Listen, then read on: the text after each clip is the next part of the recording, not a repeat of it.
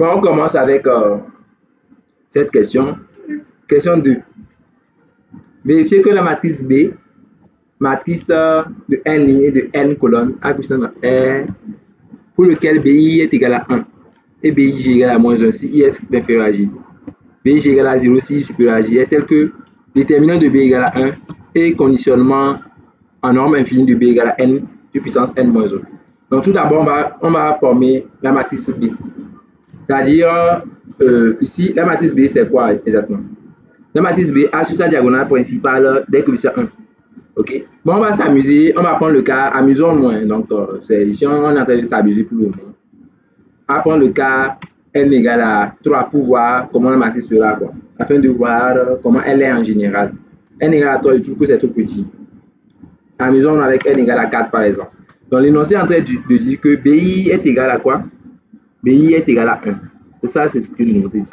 Donc là, l'information BI égale à 1 dit que les coefficients diagonaux de B sont égaux à 1. Donc B a les 1 sur la diagonale, quoi. 1, 1, 1 et 1. Donc il y a les 1 sur la diagonale.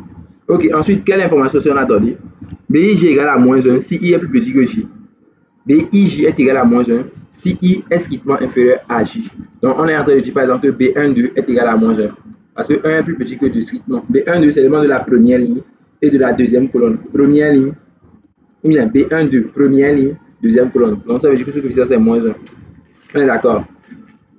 B13 aussi serait égal à moins 1, quoi. Ainsi de suite. B13. Bref, ça veut dire que les coefficients là sont égaux à moins 1. Ce sont ces coefficients en fait. Ce sont les coefficients qui sont en haut, quoi, qui correspondent à BIJ avec I strictement inférieur à J. Est-ce qu'on est d'accord? On est d'accord, c'est bon. Ok. Donc les coefficients de ce genre-là sont égaux à moins 1. Ensuite, je pense c'est quoi? BIJ égale à 0 si I est strictement supérieur à J. Donc ça, c'est ceux qui sont en bas, ça. BIJ. Par exemple, B31 va être égal à 0, par exemple, parce que I est strictement supérieur à J ici. B31, ça veut dire troisième ligne, première colonne. Donc ça veut dire ce coefficient, quoi. Bref, les coefficients qui sont ici sont tous nuls. C'est ce que ça veut dire. Donc on voit à partir d'un exemple quelle est la forme générale de B, quoi. À partir d'un exemple, on peut voir que B, en fait, c'est la matrice qui a des 1 sur la diagonale, des moins 1 sur la partie supérieure et des 0. Voilà. Donc, je pourrais noter B en général, comme ça. En général, je vais faire une notation comme ceci. Je vais noter B comme étant égal à. Je vais mettre des 1 sur la diagonale, 1, 1, 1, ainsi de suite. Je vais mettre moins 1 ici pour dire qu'il y a des moins 1 ici. Je vais mettre 0 ici. Juste une notation pour dire que les coefficients supérieurs sont tous égaux à moins 1. Ok, admettons. Ayant cela, on va dire de montrer que le déterminant de B est égal à 1. Donc, on va commencer par ça. Le déterminant de B. Le déterminant de B serait égal à quoi? B est une matrice triangulaire supérieure. On voit que B est une matrice, en fait, ici, triangulaire supérieure. C'est une matrice triangulaire supérieure. De ce fait, comme c'est une matrice triangulaire supérieure, son déterminant va être égal au produit des coefficients sur sa diagonale principale, quoi. Son déterminant va être égal au produit de... C'est-à-dire, lorsque tu as une matrice en fait triangulaire supérieure, le déterminant, c'est le produit des coefficients diagonaux simplement. Mais si le déterminant de B, alors le déterminant de B est tout simplement égal au produit des coefficients diagonaux, c'est-à-dire le produit des BI, I allant de 1 à N. Je donne un exemple simple. Si vous avez A par exemple qui est égal à 1, 3, je mets ici 2 et je mets 0 ici. C'est une matrice triangulaire supérieure. Une matrice triangulaire supérieure. Le déterminant de A, on voit que ça fait combien? 1 fois 3 moins 2 fois 0. Ça fait 3 quoi. Ça fait le produit des coefficients diagonaux. Est-ce que vous voyez? C'est ça que je veux dire quoi. Que quand vous avez en fait une matrice triangulaire supérieure en général, le déterminant c'est tout simplement le produit des coefficients diagonaux. Donc ici ça serait égal à quoi finalement? Le produit est 1, n'est-ce pas? Ça fait 1 fois 1 fois 1 fois 1 fois 1. Donc le déterminant donc égal à 1. Voilà. Donc ça fait 1 soit n soit 1. Donc pour le déterminant, il n'y a rien là-bas. Maintenant, on parle de conditionnement en norme infinie de B égale n de puissance n moins 1. Donc, montrons que le conditionnement en norme infinie de B est égal à n de puissance n moins 1. non, il est tout à fait normal que je définisse d'abord ce que c'est que le conditionnement d'une matrice. Si vous définissez, bon bref, si vous avez une matrice à n lignes, n colonnes, on définit son conditionnement comme la norme de A fois la norme de l'inverse de A. Voilà, où le symbole là désigne une norme sur un ensemble de matrices. C'est une norme, je dirais une norme matricielle. Voilà. Donc c'est comme ça qu'on définit le conditionnement. Bon, en fait, le conditionnement peut être des fois défini comme 1 sur la norme A fois la norme de son inverse. Quoi qu'il en soit, l'énoncé va vous préciser la définition du conditionnement. Si l'énoncé ne précise pas, prenez cette définition comme le conditionnement. Des fois, on peut prendre le conditionnement comme ceci, le conditionnement d'une matrice, quoi. Voilà.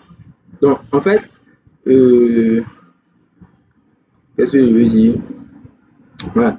Le conditionnement en norme infinie, le conditionnement, quand je mets conditionnement en norme infinie de A, ça veut dire que la norme à utiliser là, c'est la norme infinie. Ça veut dire que la norme à utiliser, c'est la norme infinie. Maintenant, comment définit-on la norme infinie d'une matrice?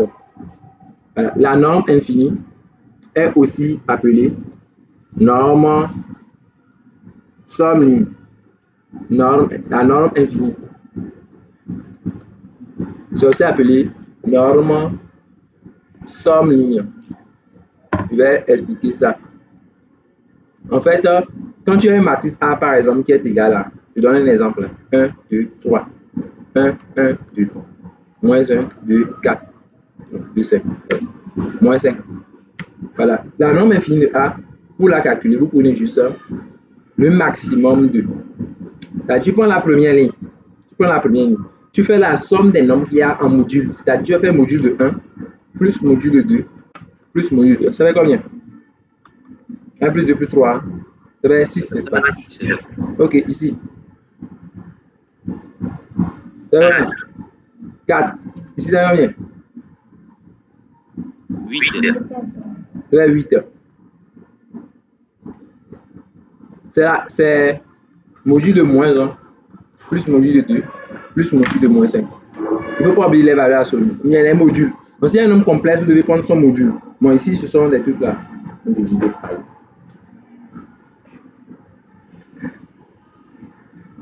Ok, c'est bon, non?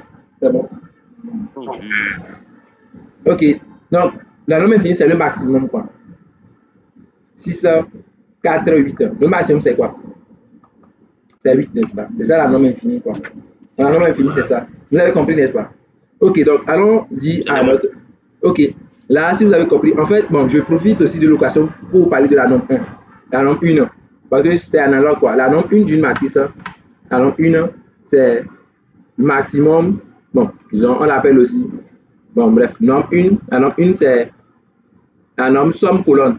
Là, vous comprenez donc la logique. Là-bas, vous faites la somme par colonne, quoi, pas par ligne. C'est bon? Donc, ok, on va calculer la norme 1 de A ensemble. La norme 1 de A serait égale à quoi? Le maximum de. Pour ça, là, ça va donner combien? Pour cette colonne? 3. On est d'accord? Non. C'est les modules. Tu as fait 1 plus 1 plus moins 1. Tu devais faire module de 1, module de 1, module de moins 1. C'est bon? C'est bon. Ok, ici, ça fait combien? 5. On est d'accord? Et ici, ça fait combien? 10. Donc, c'est le maximum 3, 5 et 10. C'est-à-dire que la norme 1, ça fait combien? 10, quoi. Ok. Donc, si on parle de conditionnement en norme 1, si on met K1 de A là, ça veut dire que ça fait quoi? Norme 1 de A fois quoi? Norme 1 de A moins 1. Est-ce que vous voyez? En général, le conditionnement en norme P de A, c'est défini par norme P de A fois quoi? C'est bon? Pour le moment, je vous ai montré comment on calcule la norme 1 d'une matrice et la norme infinie d'une matrice. Bon, mais par rapport à cet exercice, c'est la norme infinie dont on a besoin. Ok, ça c'est une petite parenthèse. Donc, on veut calculer ici là, le conditionnement en norme infinie de B, de la matrice B. L'énoncé dit même de démontrer que ça fait cette valeur. Ok, donc c'est notre travail. On y va alors. Donc, ici, conditionnement en norme infinie de B, ça fait une norme infinie de B fois norme infinie de B moins 1. Donc, B, c'est quoi? B, c'est la matrice constituée de... bon, c'était 1, non? 1, après, il y a des moins 1. Moins 1, moins 1. N fois, n'est-ce pas? Bon, n, il y a les moins 1, n moins 1 fois. Ensuite, il y a ici 1, et puis ça recommence. Donc, il y a des 1 sur la diagonale. Les moins 1 ici. Et en bas, c'est que des 0. Donc, si vous voulez trouver la norme infinie de B, comme je vous l'ai dit, vous allez faire la somme colonne. Donc, selon vous, quel sera le plus grand? Le maximum va donner combien? C'est-à-dire le maximum de la somme colonne. C'est-à-dire si vous faites la somme colonne ici, la somme colonne ici, qu'est-ce qui sera le plus grand selon vous? Parce que c'est le maximum. Est-ce que c'est pour le premier? C'est pour le deuxième? C'est pour le troisième? C'est lequel? Le premier, non? Ou bien, Ferdinand? Parce que ça va donner combien? Ça va donner n, non? Ça va donner combien? N moins 1. Oui. Jusqu'à ça va donner 1. Le dernier. On est d'accord? N'oubliez pas qu'on prend celle-là en module. On aurait 1, 1, 1, 1. Donc, on voit clairement que la norme infinie de B, c'est égal à combien? C'est égal à n. C'est bon? C'est le maximum, quoi. Oui, c'est le maximum. Ok, maintenant, vous voyez que, bon, ici, l'énoncé, bon, c'est pas la norme infinie de B qui est le problème, mais il faut trouver maintenant l'inverse de B. C'est bon, c'est l'inverse de B en fait. Voilà, donc il faut aller calculer maintenant l'inverse de B. Ok, ça va pas être difficile pour nous. Ok, calcul de B moins 1. Pour calculer B moins 1, lorsque vous avez une matrice triangulaire inférieure, bon, bref, quand vous avez une matrice triangulaire, cherchez son inverse là. Ce n'est pas du tout un problème. C'est très facile à trouver. Moi, je vous recommande, quand vous voulez trouver l'inverse, d'utiliser cette astuce là. Quand vous voulez trouver l'inverse, je vous recommande d'utiliser cette astuce. Résolvez le système BX égale à Y. Résolvez juste le système BX égale à Y. Afin de tirer X quoi.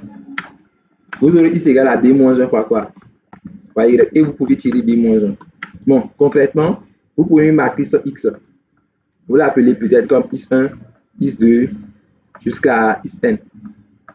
Bon, j'ai un vecteur colonne. Y aussi un vecteur colonne. Y1, Y2 jusqu'à Yn. Maintenant, posez BX égale à Y. Posez BX égale à quoi? Égale à Y. Et essayez de résoudre quoi? Donc ici, ça donne quoi? Ça permet de dire que BX égale à Y. Bon, B, je vais faire le produit directement. Quand vous faites B fois X, je sais que B, sur la première ligne de B, il y a 1, moins 1, moins 1, ainsi de suite, n'est-ce pas? Donc, quand vous faites B fois X, ça va donner X1 moins X2 moins X3 moins 3 points de suspension moins quoi? Jusqu'à moins N. Voilà, qui va être égal à Y. On est d'accord? Nous allons résoudre BX égale à Y. C'est bon, non? Ok, on fait la même chose pour le second. Le second, ça sera, bon, là-bas, ça va commencer par X2. Hein. C'est-à-dire, puisqu'on sait que la deuxième ligne, c'est 1, c'est 0, 1, c'est bon. Moins 1, en allant quoi. Donc, on aura 0 fois X1, ça va donner 0. Donc, il y aura juste 1 fois X2. Donc, vous aurez là-bas X2 moins quoi? X2 moins X3 moins X4 moins 3 points de suspension moins Xn égale à quoi? Y2. Donc, ainsi de suite jusqu'à ainsi de suite. Hein. À la fin, nous savons que sur la dernière ligne de B, c'est 1 qu'il y a. C'est 0, 0, 0, 0 jusqu'à 1. Donc, vous aurez Xn simplement là-bas. On est d'accord? On aura Xn égale à Yn. C'est compris? Voilà, l'objectif c'est de tirer les X, quoi. C'est de résoudre le système. Ok, donc si vous passez de la ligne N, si vous prenez la ligne N, la dernière ligne, cette ligne-là, vous pouvez tirer en même temps Xn, c'est clair, c'est Yn. Maintenant, la ligne qui précède la ligne N, si on suit la logique, ça doit être de la forme Xn moins 1 moins Xn égale à Yn moins 1. On est d'accord? Ce qui va précéder ça, quoi. Ça doit être Xn moins 1 moins Xn égale à Yn moins 1. Est-ce que vous suivez la logique? Oui, c'est bon. Donc là, on doit tirer Xn moins 1 quoi? Comme étant égal à quoi? Xn plus quoi? Or, Xn c'était Yn. Donc ça va faire quoi? Yn plus yn moins 1. Ok, donc là, j'ai déjà Isn à ma disposition. J'ai aussi Isn moins 1 à ma disposition. Donc, je vais utiliser maintenant la ligne qui précède la ligne n-2. Si on suit toujours la logique, sur la ligne n-2, il y aura Isn moins 2. Maintenant, moins Isn moins 1 moins Isn qui sera égal à yn moins 2. Si on suit la logique. Donc, de ce fait, si je tire Isn moins 2, ça va donner Isn moins 1 plus Isn plus yn moins 2. On est d'accord? Donc, ça donne quoi alors? Isn moins 1, je connais déjà. Donc, je vais faire ce gars-là. Je vais faire ce gars qui est ici coché en rouge et l'autre gars qui est coché en rouge. Je vais faire la somme des deux. Vous voyez déjà qu'il y aura 2 fois yn et yn moins 1 une seule fois. Ou bien? C'est ça. Ok, donc 2 yn et yn moins 1 une fois. Ok. Je vais commencer par 2 yn. Yn moins 1 une fois. Et yn moins 2 aussi une fois. Voyez-vous? On n'est pas encore au bout de notre peine. Bon, je ne vais pas aller jusqu'à l'infini, mais je veux en fait avoir une forme afin de généraliser, quoi. Pour le moment, bon, je ne me sens pas capable de généraliser, donc, mais je veux encore qu'on fasse encore une fois au moins, avant de généraliser. Donc, si on prend Isn moins 3, par exemple, ça, on aura la ligne n moins 3, ça sera Isn moins 3 moins Isn moins 2 moins Isn moins 1, voilà, moins Isn égale à quoi? Yn moins 3. Parce que c'est Isn moins 3. Ou bien, avec ça, on tire Isn moins 3. Ça serait égal à Isn moins 2 plus Isn moins 1 plus Isn plus Yn moins 3. Ok. Donc, c'est parti pour sommer ça. Isn moins 2, where are you? C'est celui-là. On fait ça là. Plus Isn moins 1. Plus quoi? Ça, qu'on va pas faire beaucoup. Bon, je vais les mettre de côté ici. Donc, on prend Isn moins 2, c'est ça? On prend celui-ci. Plus quel gars? Celui-là. Plus Isn moins 1. Isn moins 1.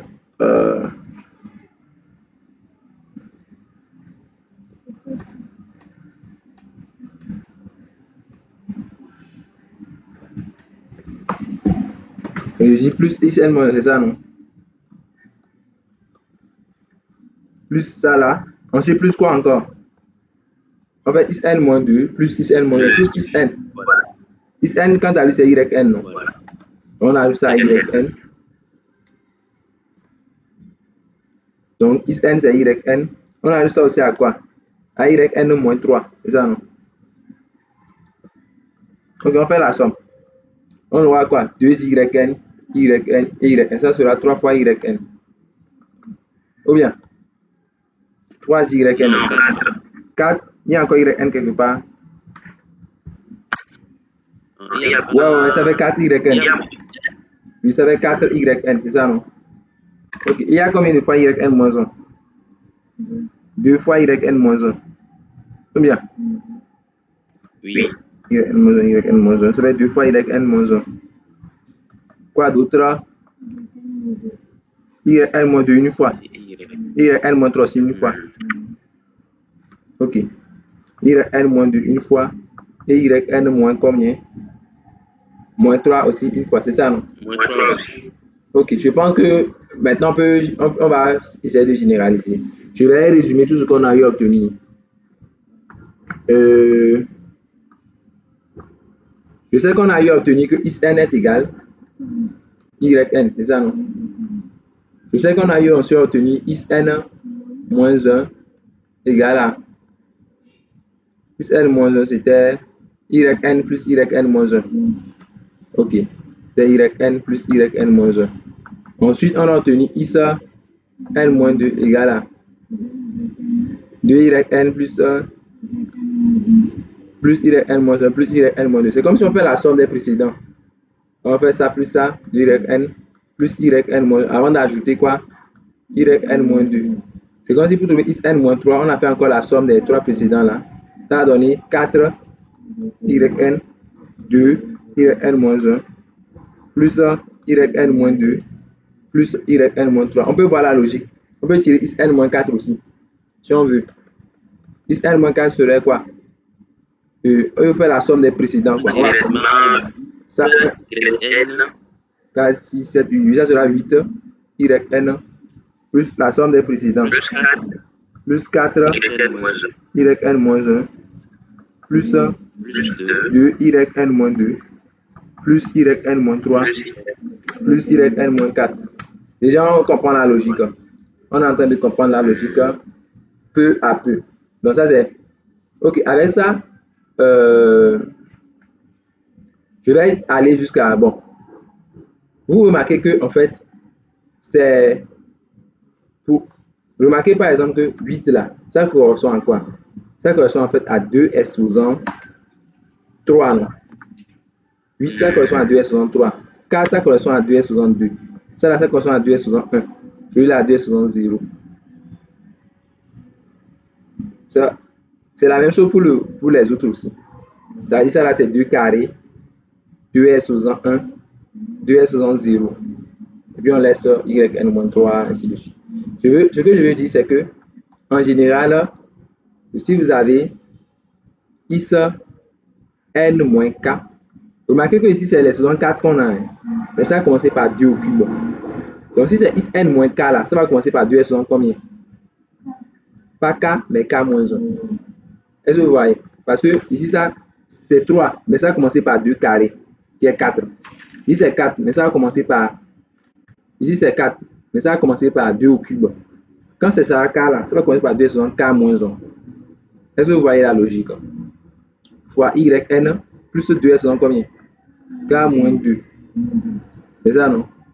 On diminue. Fois y combien? N moins 1. Juste 2 sur k moins 3. Fois y n moins 2. Bon, ça va aller ainsi dessus jusqu'à... Le dernier sera y 2 sur 0. N moins k plus 1. Parce que ça va ici à moins 3, quoi. Avant d'ajouter yn moins k lui-même, quoi. Je ne sais pas si vous voyez. Est-ce que c'est... Parce que ça là, c'est comme si on a fait moins 4 plus 1, c'est ça qui a donné moins 3. Comme si c'est moins 4 plus 1 qui a donné moins 3 ici. C'est après ça qu'il y a yn moins 4 lui-même. Ici, c'est il y a yn moins 2 avant d'avoir yn moins 3. Donc ça s'arrête à ça. Donc c'est ça l'idée, quoi. Est-ce que vous voyez à peu près ce que je veux raconter? Oui.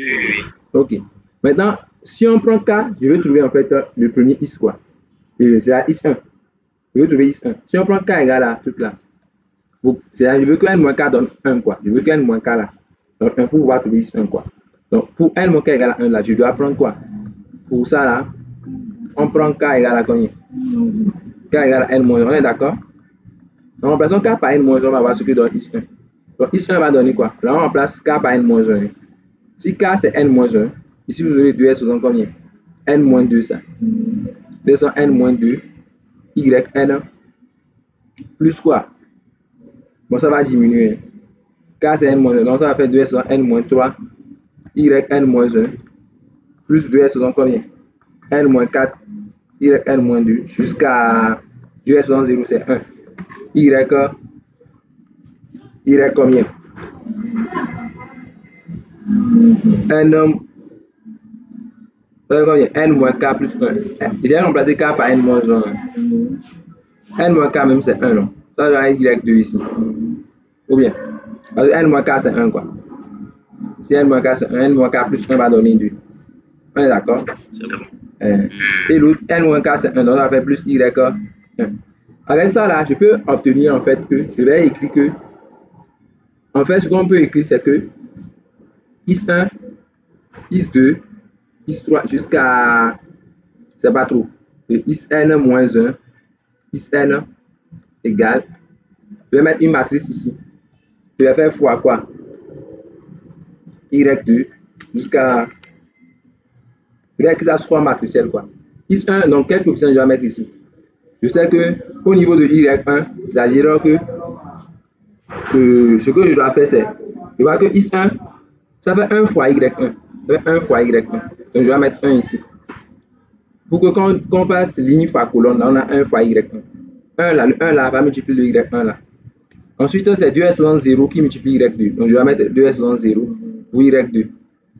Après 2s dans 0, il doit avoir 2s dans 1. Ou bien, c'est-à-dire avant lui, quoi. Avant, il doit avoir 2s dans 1. Qui va multiplier y3. Je sais que ça s'arrête à quoi? À 2s dans n-2, non? Vous devez faire de ça quand vous faites le produit mathématique, fait ligne par colonne, quoi. Quand vous faites le produit, là, vous allez avoir ici 1. Vous voyez la logique? Donc 1, 2s dans 0, 2s dans 1, jusqu'à 2s dans n-2. Maintenant, ça recommence pour les autres. Ça recommence pour les autres. Voilà. Je vais écrire par exemple pour Xn-1 par exemple. Xn-1, je pense on a trouvé quoi? Bon, on va Yn plus Yn-1. Non? Xn-1, c'est Yn plus Yn-1. Donc ça veut dire que pour lui, c'est Xn-1 que je viens de prendre. On va. Bon, pas grave. Pas grave. À partir de là, je peux deviner pour le reste aussi. Hein. C'est-à-dire pour le reste, ça doit être quoi? Ici, ça doit être 0, 1. Et puis ça recommence. C'est-à-dire, c'est ça la logique, quoi. C'est-à-dire, ici, ça doit être 0 maintenant, 1, et ça recommence ici. C'est-à-dire, ça va recommencer avec 2s dans 0, 2s dans 1, jusqu'à 2s dans... Ça ne sera plus n-2 qui va terminer, mais n-1. Bon, pour mieux comprendre ça, je pense, examinons l'expression, par exemple, de Xn, voilà. Examinons l'expression de Xn-2, par exemple. Xn-3, voilà. Xn-3, par exemple, c'est quoi? Si je veux écrire les quotients à partir de Yn-3, ça doit être... Le quotient de Yn-3, c'est 1. Le quotient de Yn-2, c'est aussi 1. Le quotient de Yn-1, c'est 2. C'est comme si c'est 2s dans 1, quoi. Le quotient de Yn, c'est 2s dans 2. C'est-à-dire que c'est... En fait, le 1, là, je peux voir ça comme 2s dans 0. Hein. Je peux voir ça comme 2s dans 0. C'est comme quelque chose comme ça, quoi. Ça, c'est pour Xn-3. Hein. Il y a 1, 2s dans 0, 2s dans 1, 2. Ça, ce sont... Alors que les autres coefficients vont être 0. Hein. C'est-à-dire j'ai commencé à partir de Yn-3. Non? Si je dirais que de Yn-4, Yn-5 et autres, là, c'est 0.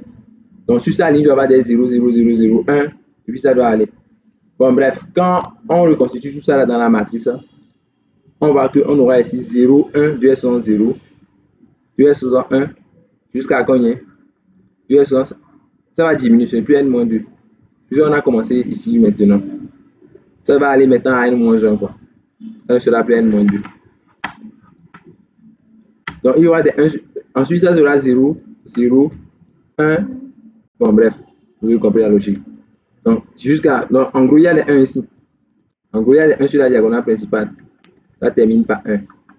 On voit que Xn est bien égal à Yn. C'est ça qu'on avait vu pour le 1 là. Donc, bref, c'est bon. C'est ça qui est B-1, quoi. C'est ça en fait X. C'est ça qui est Y. Vous avez écrit que BX, on avait posé, le système c'était BX égale à Y. Et je disais que vous devez avoir X égale à quoi? B-1 fois Y, c'est ça. Donc ça là c'est B-1 quoi. Ferdinand, c'est bon? Oui, c'est bon.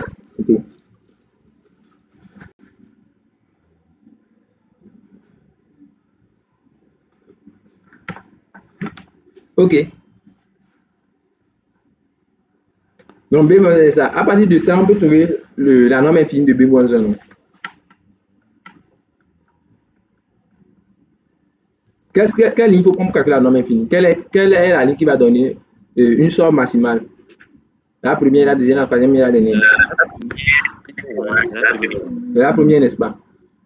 On appelle 1 plus 1 quoi? 1 plus 2 est 0. Plus 2 est 1, plus 2 est 2 jusqu'à 2 est 1. 2 est 1 moins 2, 1. Bien. C'est ça.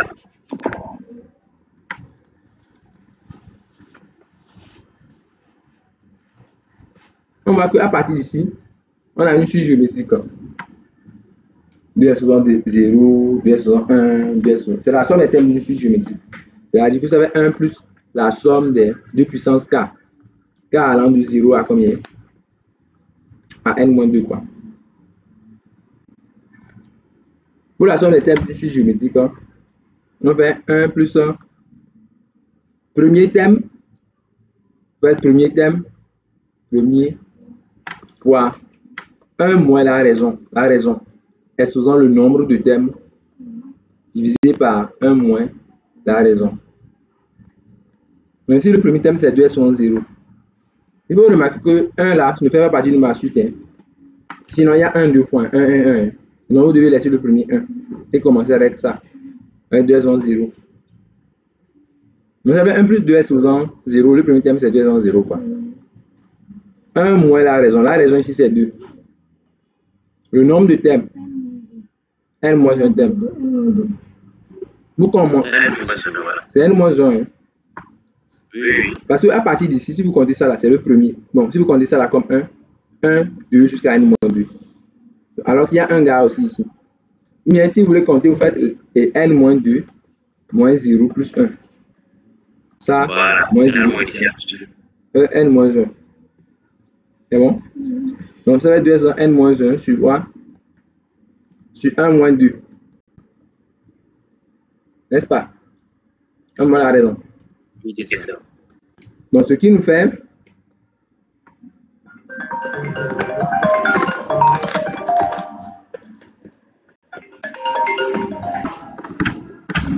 donc ça va être égal à quoi? 1 plus 1 moins 2 c'est moins 1. On avait 1 moins.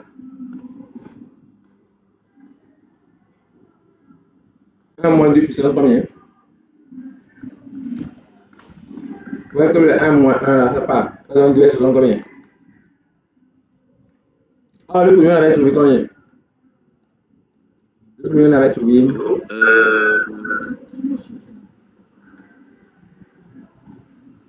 Ça.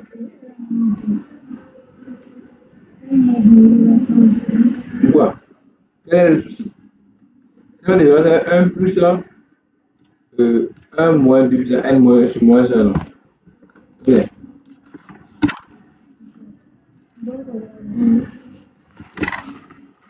Vous avez dit là, c'est bon? Vous avez un moins facteur de 1. Ça, c'est 1. C'est bon, c'est bon. Maintenant, pourquoi on a fait le facteur de 1 le premier 1? Ça là. C'est une multiplication. C'est une multiplication. Non, c'est bon. À ce niveau, c'est bon. Pour l'égalité qui suit, quoi. 1 moins 1, ça fait 0. Ok, top. C'est bon. Pour le conditionnement en norme infinie de B, c'est on a écrit norme infinie de B fois la norme infinie de l'inverse de B. C'est ça, non? Voilà. Ah, le premier on a trouvé n. Le second on a trouvé 2 n moins 1. Ce qu'il fallait démontrer.